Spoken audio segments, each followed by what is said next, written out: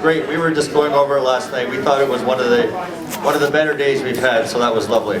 And this morning is phenomenal. I think the expertise and speakers we have this morning will give us a lot of the background that we need to go forward. And these are people who are really knowledgeable. They support a public healthcare system, nonprofit healthcare system, and they can answer many of our questions and some of the background information that we need. So without further ado, I think we should start. I'm going to ask Katha Fortier, who is a longtime healthcare activist in Windsor and a regional director of UNIFOR, to introduce our first speaker. Thank you.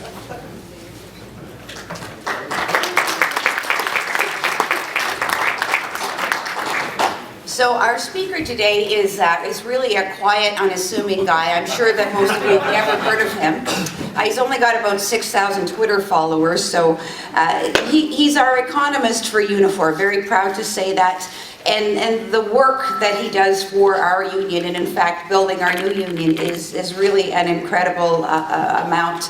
And just absolutely anything that we ask of him for the union gets done, and gets done very quickly. He can get a presentation ready for any government official within a number of days, or any panels. He does excellent presentations. Oftentimes he keeps us very entertained with sequins and other entertainment thrown into all of his presentations. And on top of all his work for UNIFOR, he is often a regular on CBC News panels.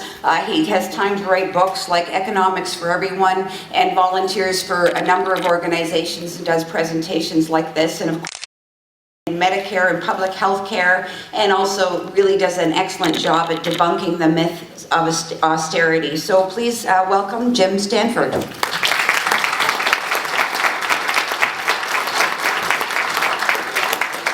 Well, thank you very much, Katha. Good morning, all you fine people. I am really proud of the work that the Ontario Health Coalition does. I'm a monthly dues-paying member myself. So, thank you very much for carrying on the struggle. Thank you for this coffee ticket, which you left here, which I'm going to use right after the...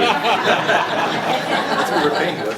Sunday morning is a dangerous, dangerous time to get the economist up at the podium, let me tell you, especially all your sorry little hungover asses. I can see that right now.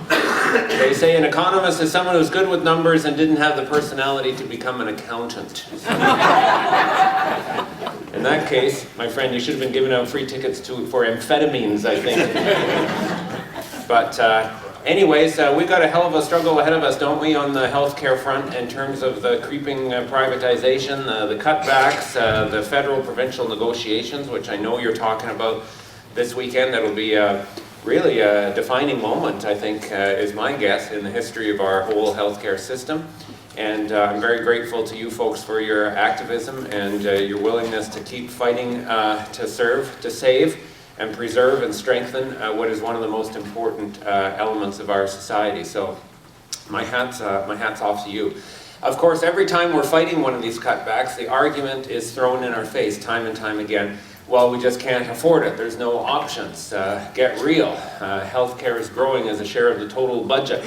The fact that they cut everything else in the budget mathematically makes it essential that healthcare grows as a share of the budget, but never mind the facts and the context. And this claim that we have to tighten our belts and there's nothing that we can do about it, I think is a central claim that we have to take on in this fight, but also every other struggle that we're engaged in for social justice and caring and inclusion. So that's what we're going to do today. I'm going to talk a little bit about the economics of austerity and the politics and the culture of austerity, because it is a kind of an insidious idea that creeps in, and if people start to accept that idea that there is no choice but to tighten our belts, then the battle is half lost. So here's a couple links for those who would like some additional information before or afterwards. Of course, the top is the Centre for Policy Alternatives website that I'm sure many of you are familiar with, the CCPA's publications. It is our progressive think tank, and they've done some tremendous work on the healthcare front. Most recently, for example, they're the ones who blew the lid off of the impact the CETA will have on prescription drug prices. They got a report out within a week of this so-called deal that they signed in Brussels. It isn't actually a deal at all. They're still negotiating it, but Stephen Harper really needed a public relations distraction from everything else that was going on. So he said, well, let's sign the deal even if it isn't negotiated yet. And of course, a big piece of it, one of the offensive demands from the European side was stronger drug patents. So the CCPA is the group that published the estimate showing it'll be about $1.5, $1.7 billion a year in extra prescription drug costs. And that will more than outweigh all of the savings for people who buy BMWs, Mercedes, Audis, and all the other products that would come in from Europe under a free trade agreement. So the claim that CETA will make consumer prices lower, which is the standard assumption, is quite wrong as long as we include drugs, prescription drugs, in the equation. That's just one of the many good reports that come from the CCPA. And there is now an Ontario office of the CCPA that's been opened in the last year at Ryerson University here. So there's going to be a stronger Ontario focus for some of the work. The second link is a link to that book that Katha mentioned, Economics for Everyone. That was meant to be a textbook, if you like, on economics for non-specialists. There's no charts and graphs or formulas in that book. It's all cartoons and plain old conversation. So on the website, there's a bunch of additional materials that you can get for free, excerpts of the book and course outlines and student exercises and stuff. So for anyone who's interested in learning more about critical approaches to economics, check that out. And the bottom one is my Twitter address, Jimbo Stanford, and I will tweet a few times from today's meeting to talk about the great stuff that's going on here. So, economics is called a dismal science, and usually that moniker is well deserved. The orthodox definition of economics talks about scarcity.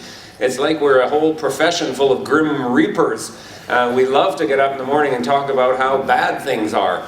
That's kind of the culture that infiltrates the economics profession. And the modern day application of that, of course, is the ideology of austerity, which presumes to be an economic necessity, but actually is more about politics than about economics. If you will recall, until 2008 in Canada, we balanced our budgets, provincially and federally. We paid for everything that we needed from the public sector and then some. So this idea inherently that we can't afford stuff is not valid. We've got very recent history to show that we can afford stuff. But then, of course, 2008 was the onset of a global financial crisis, which I know is going to shock you all. It was not caused by the wages paid to healthcare aides in Ontario's hospitals. I mean, I know that is a strange thing to say, and it was actually caused by wheelers and dealers in the privatized financial system around the world who were allowed to play without adult supervision. In essence, that's what brought about the crisis. And the tremendous irony is that folks who were running the system before the crisis, whose excesses and greed caused the crisis, have actually used the moment of the crisis to reinforce their own power and their own influence and their own hegemony, if I might use such a highfalutin word at 9:43 in the morning on Sunday. Hegemony. Wow. So it is all about a political construction to promote this idea that we have to make do with less, and that means less in our own jobs.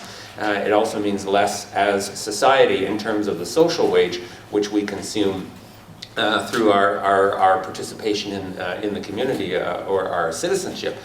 So that's what we're up against, and this whole ideology of powerlessness or inevitability in a way is the most dangerous feature of austerity, never mind adding up the budget deficits or making some of the concrete economic arguments. I think it's this deeper sort of defeatism that they want to instill in us, and why we have to learn enough about economics to push back a little bit. Thinking about economics, I think about two things in particular. The first one, which I think is sort of the core lesson, if you know this, then you pretty well are an economist in my books. Where does stuff come from? Okay, if we're talking about a shortage of stuff, a scarcity, the fact that we have to tighten our belts, well, where does stuff come from? Does it just fall from manna from heaven? No. The reality is that we work for what we consume. Okay, all of the goods and services which are necessary to life, both for survival and to lead a full and healthy life, come because we worked for it. Of course, we start with nature, okay? We can't forget that these days. We have land that we live on, air that we breathe, water that we drink, resources that we harvest. But then everything else comes from the application of human brains and human brawn in the sense of productive human effort to transform the gifts that we get from nature into the goods and services that are actually useful to our life. And healthcare, of course, is one of the essential services that we need for a good life. So that's the first lesson. The second lesson, while we're talking about the crisis and the austerity, is to remind people how it started. It wasn't, a giant comet hurtling towards Earth, an inevitable, irresistible, unpredictable bad thing that happened. It wasn't a big black cloud that just appeared over our heads one day and started raining. It was the outcome of deliberate social processes that we allowed to occur that basically hurt us, but we don't have to continue to allow to occur. And we have to have a storyline about what caused the crisis to deflect their attempt to pin the blame on us and our programs and our demands. So, when we talk about the economy, we really are talking about a four-letter word, if you like, and it is a four-letter word on Monday mornings when you have to drag your butt out of bed and go off to do a job. And whether you're working in a factory or a hospital or a store or an office, whether you work with your hands or you work with your brains or you work on a computer, whether you're paid by the hour or whether you're a so-called professional and you're paid by the month, okay? Well, guess what? Even when you're paid by the month, you're still a worker, even if they try to call you a professional. And sometimes the most exploited workers of all are the ones who work overtime for free, right? What kind of assembly line worker would work the weekend and not expect to get paid time and a half, let alone paid, right? But the professionals, if they get sucked into that mode of thinking, work for free. So I'd say you're the most exploited workers of all, in a way. What we all have in common is we have to exert ourselves with that productive human effort to produce the goods and services that are the source of all of the value that we have around us. So work, broadly defined as productive human effort. All work involves starting with what we have in nature and transforming those goods and services into use, or transforming those products of nature into the useful services that we have. And we use tools to do it, of course. Nobody works with their bare hands. Not even a massage therapist works solely with their bare hands, right? They need tools. They need a bench. They need some oil, so there's not too much friction. They need a towel to cover the butt of the client that they're working on, right? So we all use tools to produce the goods and services. It doesn't matter what kind of work we're doing, how we're trained for it. That is what we have in common, and how much we produce is the source of all the value added in our economy. So the arithmetic of it is true. What we call the GDP is simply the sum total of the value produced through productive human effort by everyone in Canada in the formal economy. That is the formal paid economy. One of the problems with the GDP is it doesn't include the goods and services we produce for free in our homes or our communities, volunteer work, caring for our grandparents or our children, et cetera, et cetera. So that's where we start from when we start to confront or interrogate the whole idea of austerity and scarcity. And then we can ask the question, well, what is it that's actually scarce? If things are scarce and we have to tighten our belts, okay, well, what is it exactly that's scarce? I can assure you that it's not money. It is absolutely not money. What is money in our economy? 5% of it is the bills that we may or may not have in our pocket at any given time. 95% of it is electronic entries in an account. In a savings account, a checking account, a line of credit, a credit card account, a T-bills account, a money funds account. Okay, that money is not printed by the government. That money is created out of thin air by the operation of our private banking system. Every time a private bank issues a loan to somebody, they're actually creating new money. And the reality is they produce trillions of dollars of new money if and when a private bank decides that it's worth lending money to something. Okay? So there is no shortage of money in society. Believe me, we might not be using the money for its best purposes, but there's absolutely no shortage of money in society. There's no shortage of capital in the sense of using money to invest in things like hospitals or community care centers or any other facility that we need or any other capital asset that we need in society. All you need for capital is to take some of the money that can be created out of thin air by our banking system and use it for some kind of valuable, long-lived asset. And in the private sector, there's so much capital, the companies have so much capital, they literally don't know what to do with it. They're now sitting on this pile of Mark Carney called dead money, $600 billion of assets, okay, liquid assets, cash and other short-term reserves of non-financial corporations, not banks, non-financial businesses that literally are taking in more cash flow than they know what to do with. So it's just sitting there. So if we're saying society is somehow constrained, times are tough, we just don't have resources, well, guess what? I know a place we can look. Okay, I know a place we can look and find about $600 billion of resources just like that. And if in fact they continue to take in more money than they know what to do with, and they either hoard it, as they're doing, or hand it out as dividends to their shareholders, which is more common, or the worst of all is you read about these companies, the Royal Bank was one of the latest, that use this extra money to buy back their shares. That literally is a sign of a company that has more money than it knows what to do with.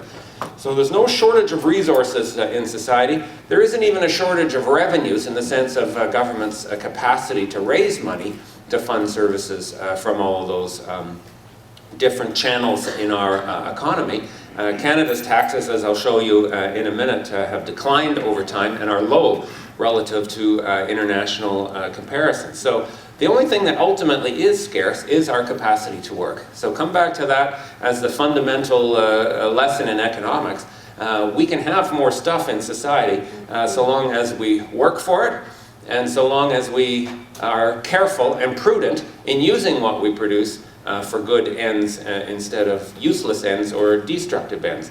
And what could be better than using our work effort, our creativity, our brains and our brawn, than to care for each other and our health care better than we ever have before. The value added in our economy, and that our capacity to work is the only ultimate constraint on our prosperity. It's sometimes argued that work is scarce, that labor is scarce, that we're running out of enough workers to do all the jobs that are required. That's also very hard to believe. If you look around the world today and you look in Canada today, there are first of all more workers here. Our population is growing relatively quickly in Canada. And just as important, our capacity to produce of each worker is actually enhanced compared to what it was before. Because every year that we do something, this is an inherently human characteristic, we generally get better at it. It's called learning by doing, trial and error. So that when we do something, we figure out different ways to improve the efficiency of our work. And that's why gradually over time, productivity tends to grow. So there's more workers around and the workers are more productive. And the reality is that we're almost never out of workers. We almost never in Canadian history have had a situation where what we were able to produce was actually limited by the number of workers around who could produce it. I can think of one occasion in Canadian history where that may have been true. Any ideas? Any historians? World War II, exactly. We went from a condition of mass unemployment in the 30s, and then boom, boom, boom, almost overnight, we had everyone back to work. Plus, we had to go to the homes where women were already working for free and say, listen, come on, work for money as well now in these factories, because we need everybody that we can get. And the interesting thing was, how did that happen? How did we go from mass unemployment one year to going, full speed, pedal to the metal, every single person contributing the next year? We did it because society said, listen, there's something really important out there that we have to do. And we have to throw everything we can at this task, which in that case was defeating Nazism. Well, it wasn't done because a private company decided it should be done, right? The private companies made money out of it, don't get me wrong, but it wasn't their leadership that put everyone back to work. It was a social collective decision, and then government used all of its resources to ensure that we were able to meet that challenge. If we could do that then I say we can do it now. We have over 2 million Canadians sitting around. Declare war. Okay, let's declare war. I say let's declare war on poverty and climate change and throw every resource that we can at it. And we'll actually be better off for it once we put everyone to work. Our productive capacity today is greater than it's ever been. And this ideology of belt-tightening, this ideology of austerity is really about politics, not about economics. We can have more of everything we need, including more health care. Okay, everybody says healthcare budgets are growing. Well, there's a reason healthcare budgets are growing. Because we need healthcare more, and we can have more. Because of science and technology, there's more things we can do. And those things that we can do save people's lives. And guess what? If something saves your life, you're glad to have it and you're willing to pay for it. We can have the healthcare that we need and want. We just have to work for it. That's the bottom line constraint. In this regard, the whole idea of the scarcity of labor could be summarized maybe in this cartoon. There's a poor sod out looking for work. There's no jobs. He says, I give up. The other guy's from Statistics Canada. Okay? Now just take a look at the technical detail in this illustration here, folks. I mean, look at those thick-rimmed glasses. Look at that pocket protector. Look at that clipboard, right? Look at that comb over, okay? I mean, we've spared no detail here in this. He says, congratulations, you've given up looking for work, you're no longer unemployed, okay? Which is actually how it happens, believe it or not. If you're not actively seeking work, Statistics Canada says you're not in the labor market, and therefore you cannot be unemployed. You may be non-employed, you're still sitting on the couch watching Oprah, okay, but you're not unemployed. Why? Because you're not insane. Einstein defined insanity as doing the same thing over and over and over again and expecting a different result. So if I put in 30 applications and I get, you know, the old FOAD letter, that's fuck off and die letter, okay? And I put in the 31st and I expect something different, I'm insane, right? The irony is, the painful irony is, that guy works for Statistics Canada. He's now out of work thanks to Stephen Harper's cutbacks, everything that distributes information. Here's Jason Kenney, our new employment minister, a really sort of diplomatic guy. This was a tweet he sent within 10 minutes of being appointed employment minister. He denies that there's a problem of unemployment with this quote. I will work hard to end the paradox of too many people without jobs in an economy that has too many jobs without people. He is saying if there's somebody unemployed, it's not because there's a shortage of a job, it's because you're not in the right place at the right time with the right skills. And my job is solely to, you know, sort of smooth out that transition. And that view of the labor market, frankly, is an attempt to point the finger somewhere else rather than at government for its failure to create enough jobs to use the skills of all Canadians. In reality, our labor market, contrary to the claims of Mr. Kenney, has not recovered from the recession and is nowhere near the constraint posed by the number of available workers, even skilled workers. This is a graph. This is a graph that I prefer to use instead of the unemployment rate, which you read about in the papers often. This is a graph called the employment rate. And the advantage of this is it doesn't ask you whether you're actively looking for work or not.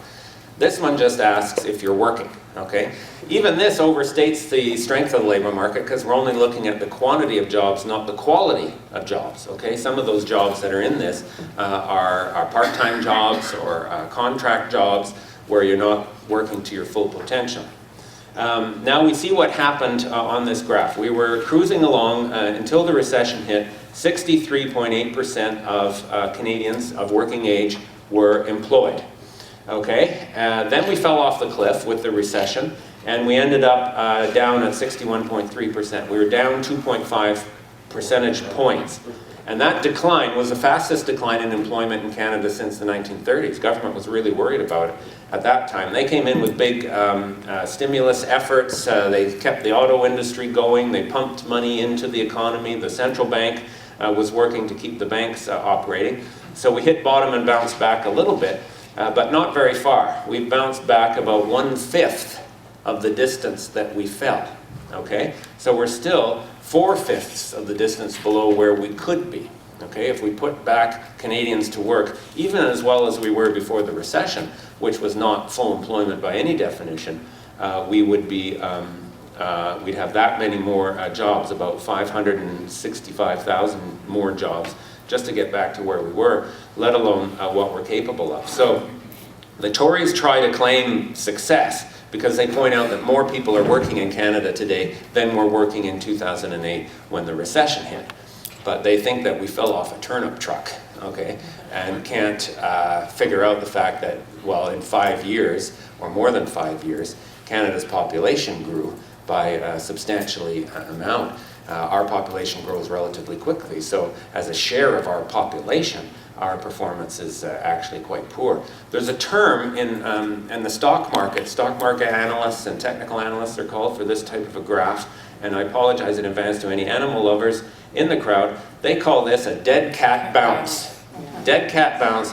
You throw the cat off the balcony, it hits the ground, it bounces back a little, but it's still dead. Okay, that's the unfortunate analogy. Listen, guys, don't shoot the messenger here, okay? I'm just reporting what they say down on Bay Street, and our employment rate kind of looks a bit like a dead cat bounce. And they also, the other claim the Tories make is that we're totally #1 in the world. I heard a Tory the other day at the Finance Committee. I was at the Finance Committee in Ottawa say we're #1 in the world as far as job creation. They're trying to recreate that feeling of national pride in 2010 when the puck is along the boards, the puck comes out, it comes across the goal, it scores! Canada's won the gold medal! And they want us all to hug each other in thrills and bow down in thanks for them and their prudent economic management, right? There is a sports analogy that sums up our labor market performance, but it isn't the men's hockey team, it is the men's soccer team, which in the last rankings were 104th in the world. The women are great, the women are ranked 6th in the world, so I say let's put the women in charge of the labor market. I suspect it would do quite a bit better. This is an ugly thing to read when you've got a hangover, I know, so I'll just explain it to you. This is all of the countries of the Organization for Economic Cooperation and Development, 34 countries in the industrialized capitalist world, okay? And they're ranked according to that graph that I just showed you, the employment rate. What was the employment rate in 2008? What was the employment rate in 2012? How did it change? And we see that Canada's came down quite a bit. If you'd really repaired yourself after the recession, you should be back to where you were by that measure, not by the total number of jobs. And we ranked 20th out of 34, okay? So there's nothing to crow about. We're actually well in the lower half of it. There are some countries that can say they truly have recovered from the recession. Countries like Germany, Korea, and so on. There's others that have not fully repaired but done better than us, including Japan, France, even Italy, believe it or not. But Canada ranks well at the bottom. We've done better than the Americans, thankfully. America's had a horrible experience with the bank collapses and everything else. But we cannot say that in the broader sense of the world, we are actually outperforming the rest of the world. If you actually started to add it up, okay, there's officially 1.4 million unemployed, but we know the problem with the official definition. There's people who've given up looking, there's people who are working part-time and can and should be working full-time. Others, put them all together, true unemployment, 2.35 million. So well over 2 million Canadians, and that's over 12% of the labor force. So the official statistics don't begin to tell the story about how underutilized Canadians are. How we are underutilizing our brains and our brawn, our capacity to produce goods and services of value, and our capacity to generate incomes to support ourselves and our families. Just imagine what would happen if we put people back to work, okay? Suppose we don't put every one of those people back to work, but suppose we do declare war on poverty and climate change and war on bad health where we're at it, and put 2 million people to work. Average productivity per Canadian worker is $100,000. So on average, each worker on the job produces $100,000 of goods and services, so that translates into $200 billion of GDP, just by putting Canadians back to work. So, automatically right now, governments at all levels, through all of the different taxes that they collect, they pull in 35 cents of every dollar in GDP. That's $70 billion in new government revenue without a single tax increase, just by putting Canadians back to work. The combined federal and provincial deficits of all governments last year, 45 billion. This year it'll be much lower. This year it'll probably be about 30 billion. So you can pay off all the deficits and have tens of billions of dollars left over to invest in other stuff that we need, including healthcare, including public transit, including pharmacare, including early childhood education. All of these things which we know would enhance our quality of life, they'd enhance our productivity, but we are told that we can't afford them, which is nonsense. Of course, we're constantly confronting this boogeyman of the debt and the deficit. The reality is that we have deficits today, not because we're living beyond our means, but because the side effects of that financial crisis caused by the meltdown and the recession and the operation of the private banking system. If you have a structural deficit, it means that your taxes really are too low relative to the level of services that you're providing.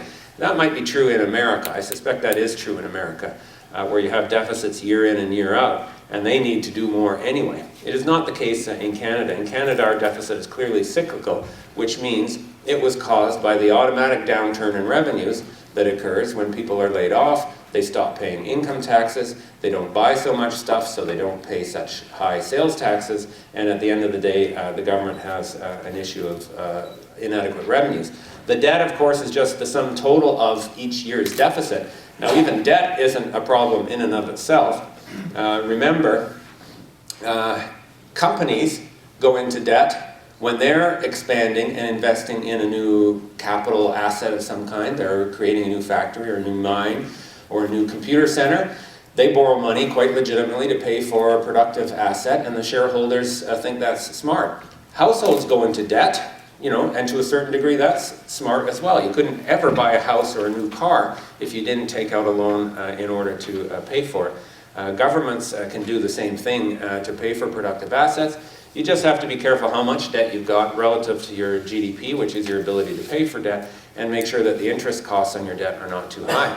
Well, the interest rates right now are at the rock bottom levels. Interest rates have never been this low, precisely because the financial crisis was so bad. So that's not going to be a problem.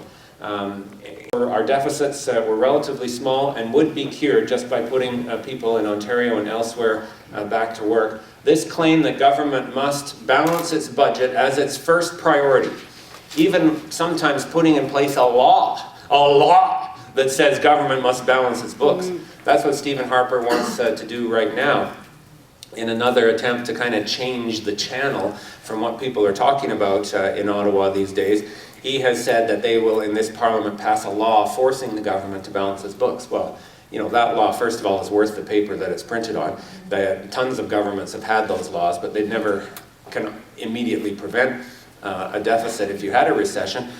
Even more, if you were in a recession, you don't want to try and balance your budget as quickly as possible, because you'll make the recession worse. If the debt was caused by people being out of work and not paying taxes, and then you slash public spending and cut programs and cut schools and cut hospitals, well, you just threw that many more people out of work. So you've made the problem a little bit worse. And even without a recession, it makes sense for government to borrow money if, in fact, you're using it to pay for a useful asset. So this phobia, this ideology that is tied up hand in hand with the whole idea of austerity, that debt is the #1 challenge facing Canadians, is quite wrong. It's all about the politics. The true constraints on government mostly is that they have to try and keep the debt at a certain level of their GDP. You can't have the debt growing in relation to GDP forever. We still have a lot of room. We have room in Ontario to run deficits every year of a certain size, and in Canada as well.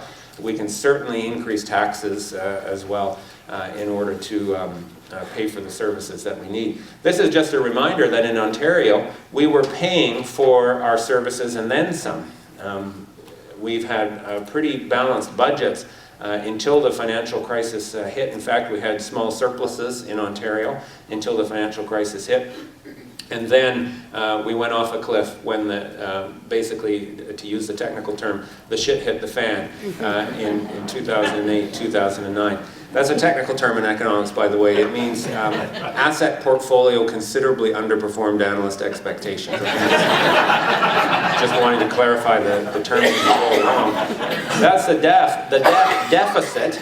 We had balanced budgets. This is our debt as a share of GDP. This is the more important measure of the government's state of affairs fiscally. The accumulated deficit, that is each year's debt added up, is the red line, and it was declining as a share of GDP when we had the surpluses. It has increased since then, but it's more or less got back to where it was a decade ago. So this is not chaos. This is not looming catastrophe at all. And all the overheated hyperbole that you've heard from Queen's Park and from the rating agencies and so on is nonsense. There's another way to measure it. The blue line is called net debt as a share of GDP. This includes all of the money that's been invested in long-run capital projects. Normally, if you're a business, you only expense a share of a long-run capital asset in each year. That's called amortization. That's how the approach followed in the red line, and it does make more sense. The blue line is if you just counted up all the debt on those capital projects 100% off the bat. Then the number looks higher, but remember, you're investing in something that's long-lived to go with it. So there's an asset that matches the debt in that case. And the claim that we're somehow in a crisis is quite wrong. The same is true for the federal level of government. This is a federal debt as a share of GDP, which did grow during the 80s and early 90s when they had large deficits every year. Then it turned around with the big cutbacks. They had balanced budgets. And then, of course, we had this enormous crisis that occurred when the financial recession hit. Well, lo and behold, the debt bounced up a tiny bit. But it's already declining. The federal debt to GDP ratio is already declining. The provincial debt to GDP ratio is just about to stabilize and will start declining in the next couple of years. So at both levels, you could actually have a continued relatively sizable deficit year after year, but still keep this line stable because you're growing the economy's ability to service the debt each year that the economy is growing. It's kind of like you. If you went to the bank to ask to take out a mortgage, what's the first question they'd ask you? How much do you make? Exactly. If you're going to, if you work at McDonald's, then they're not going to give you a $100,000 mortgage because relative to your income that would be too much. If you're a UNIFOR staff representative, well, they just write you the blank check because they know how much you make. You're on the list. So this is where we get to this so-called animal farm theory of debt. 2 legs bad, 4 legs good, right? That was Animal Farm in fiscal affairs. Private debt good, public debt bad, right? All of the bond raters and the budget cutters are fine when a private company takes out debt or a private household takes out debt, because if you're doing it to pay for a long-lived asset, that's actually a sensible thing to do. With government, it's somehow seen as another thing at all. Let's conclude with a little bit about taxes and this claim that we can't afford things. Here's another technical illustration. The finance minister says we have a deficit, we have to cut your programs. This well-informed member of the Ontario Health Coalition in front of the crowd says, wait a minute, Buster, you created the deficit with your tax cuts. And he says, I know, clever, wasn't it? Which more or less sums it up. The reality is Canada's taxes are relatively low and they're falling. We have to have taxes to pay for the stuff that we need. And in addition to the benefits of paying for the service directly, our tax and spending and transfer system is very important at reducing inequality in society. If you measured inequality between the top 10th and the bottom 10th of society before government got involved, in Canada it's about 57 to 1. The top 10th makes 57 times as much as the bottom 10th, which is incredible. After taxes, transfer payments, Canada Pension, provincial welfare programs, EI, plus the value of healthcare and education and other services that are paid with taxes, inequality falls to about 6 to 1. Now, I think that's still too high, but it's a heck of a lot better than 57 to 1, and it's another reason why we have to pay taxes. We clearly have to fight against demands from HUDAC and others for more tax cuts. I don't think we actually need to increase taxes to solve the deficit, per se. We could do that just by putting people back to work. But if we want new programs, like Pharmacare is a good one, then we should be prepared to increase taxes a bit to pay for that, and we'll have to be making that case. This is a graph that shows where Canada fits relative to the other leading capitalist countries of the world. Our taxes were, this is I think in 2011, 37% of our GDP. That's a little bit higher than the US and Japan. It's lower than most of the rest of the world. The interesting thing about this we've measured the change in the tax ratio as a share of GDP over the last 5 years. And the tax cuts in Canada have been bigger than in any other leading industrialized country, fallen by 2.6% of GDP. Which shows, again, this idea of scarcity. The government says we got no money to pay for healthcare, therefore you have to have cutbacks, but it was their own tax cuts that have clearly undermined the fiscal strength of those things.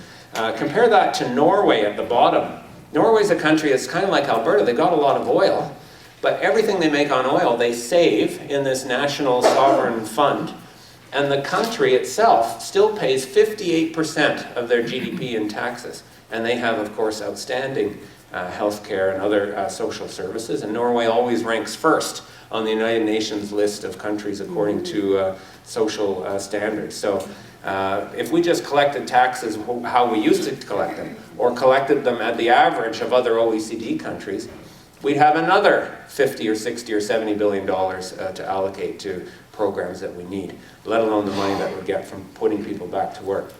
If you try to solve a deficit by cutting back programs, as I mentioned, you will get backwards effects. It's kind of like shooting yourself in the foot. The more you cut, the weaker the economy gets, the bigger your deficit gets. And that's exactly what's happened in a place like Greece. The cutbacks in Greece have been enormous. And the more they cut, the weaker the economy gets and the bigger the deficit gets. I think if we challenge the logic and the assumptions of austerity, we can absolutely push back on this. First of all, we have to debunk the idea that you can solve a deficit by putting people out of work. That's absolutely backwards. Secondly, we just have to reject the human consequences of what they're proposing. If they say we have to cut this because of the deficit, we say look at the social cost of what you're doing. Look at the people who are going to suffer and demand that we find something else. That basic stubbornness is important. We have to be prepared to mobilize politically so that governments that are tempted to cut first and ask questions later think about a different way. We have to remember, ultimately, it's our capacity to work and produce that determines what we can have. And then we have to demand our right to work and produce and demand our right to pay taxes. I know that sounds a bit bizarre, but that is part of paying for the services that we absolutely need. If we look around the world, they're fighting austerity everywhere. So we are not alone. The rich and powerful of Canada, like elsewhere, are trying to take advantage of this moment and win stuff that they wanted for decades. Okay? For decades they've wanted to do away with Medicare. For decades they've wanted to do away with public pensions. For decades they've wanted to do away with employment insurance. And this, they figure, is their moment to do it. Well, people are afraid, confused, and not sure of the direction. But if we fight back in creative and militant ways, if we put the system on trial instead of ourselves on trial, I think we can win that battle. And that, combined with the Prozac I take, the trade union Prozac I take in my orange juice every morning, is what keeps me going. And thank you for you keeping going. Your struggle is very, very important. Thank you very, very much.